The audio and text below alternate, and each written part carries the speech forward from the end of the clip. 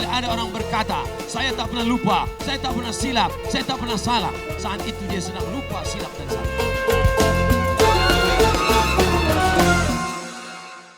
Apa hukumnya orang sering berbuat dosa tapi menyalahkan takdir?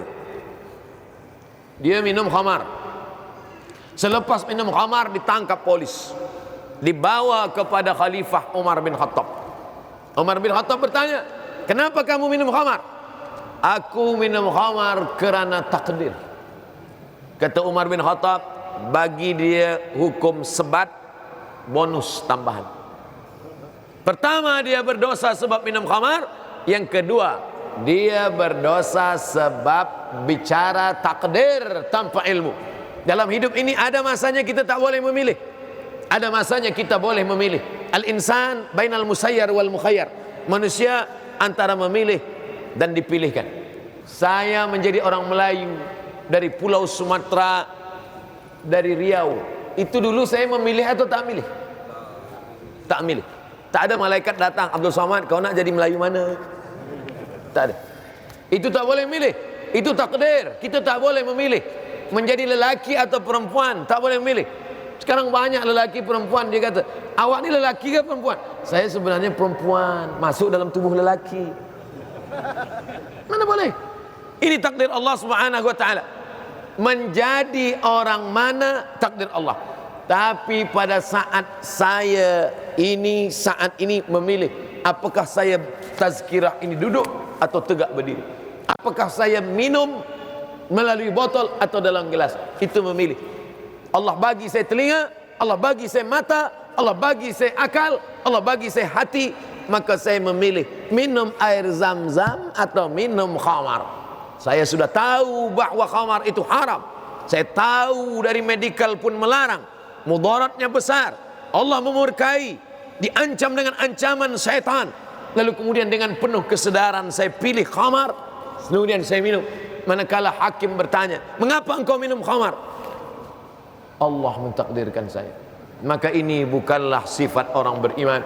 Maka dalam Islam, baca baik-baik kitab Syekh Muhammad Sa'id Ramadan Al-Buti, Al-Insan Bainal Musayyar wal Mukhayyar. Manusia ada manakalanya dia tak boleh memilih, dan ada kalanya dia boleh memilih antara baik dan buruk. Wa nafsi wa ma sawwaha, demi manusia, jiwa manusia dan penciptaannya. Fa alhamaha fujuraha wa taqwaha. Allah berikan jalan fujur, Allah berikan jalan takwa. Qad aflaha man zakkaha, beruntung orang yang membersihkan dirinya, dia pilih jalan yang baik. Wa qad khaba man dassaha, rugilah orang yang mengotori dirinya. Mudah-mudahan kita selalu diberikan taufik dan hidayah.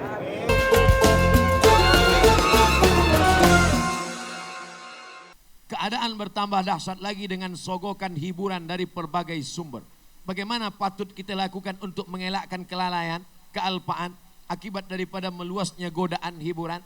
Godaan hiburan sudah ada sejak zaman Nabi. Hiburan ini bukan cuma ada zaman sekarang. Zaman Nabi lebih dahsyat lagi hiburan. Bagaimana dulu zaman Nabi SAW? Maaf beribu maaf, beribu maaf.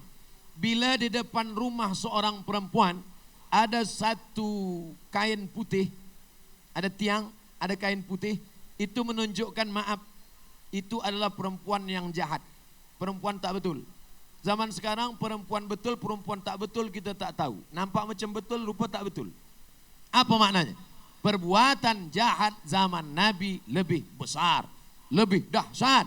Jadi kalau ada orang berkata, kenapa awak jahat? Saya jahat sebab zaman sekarang. Kalau saya hidup zaman dulu pasti baik. Belum tentu, mungkin lebih jahat lagi. Oleh sebab itu, la tasubud dahra. Kata Imam Syafi'i, la tasubud dahra. Jangan caci maki zaman. Jangan salahkan masa. Yang salah bukan zaman. Yang salah bukan masa. Yang salah adalah orang yang mengisi zaman dan masa itu. Salahkah kita kerana hidup 1400 tahun selepas Nabi? Tidak. Mengapa begitu? Kerana kata Nabi SAW, al-ibadatu fil haraji. Orang yang istiqamah beribadah pada saat zaman banyak fitnah, kahijratin ilayya, sama seperti orang yang berhijrah kepadaku. Kita yang dapat istiqamah dengan banyaknya godaan hiburan ini, dengan banyaknya internet ini, dengan banyaknya televisyen maksiat, dengan banyaknya tontonan yang macam-macam, maka insya Allah kalau kita jaga ukhuwah, kita jaga persatuan, kita jaga jamaah, istiqamah, husnul khatimah, maka kita sama seperti orang yang berhijrah bersama Nabi Muhammad sallallahu alaihi wasallam.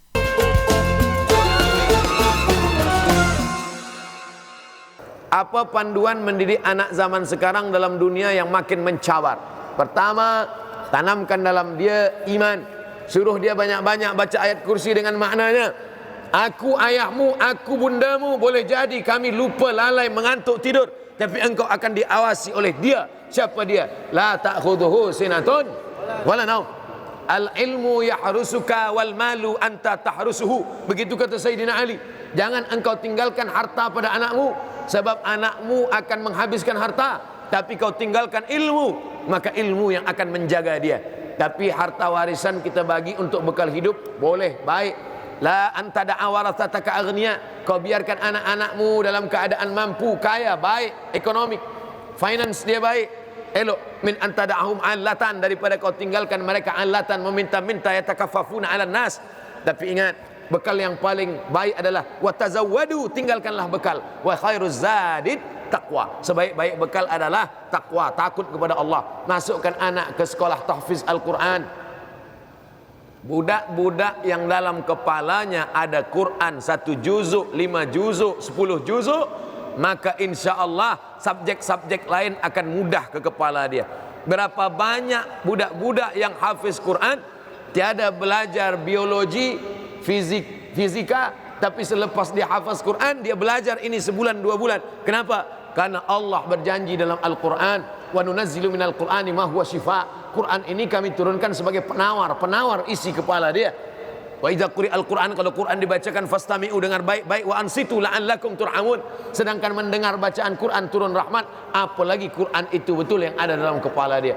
Jangan takut anak penghafaz Quran, lepas itu dia akan tidak tahu pada subjek yang lain. Justru dengan menghafaz Quran itulah akan memudahkan dia untuk menguasai subjek-subjek yang lain.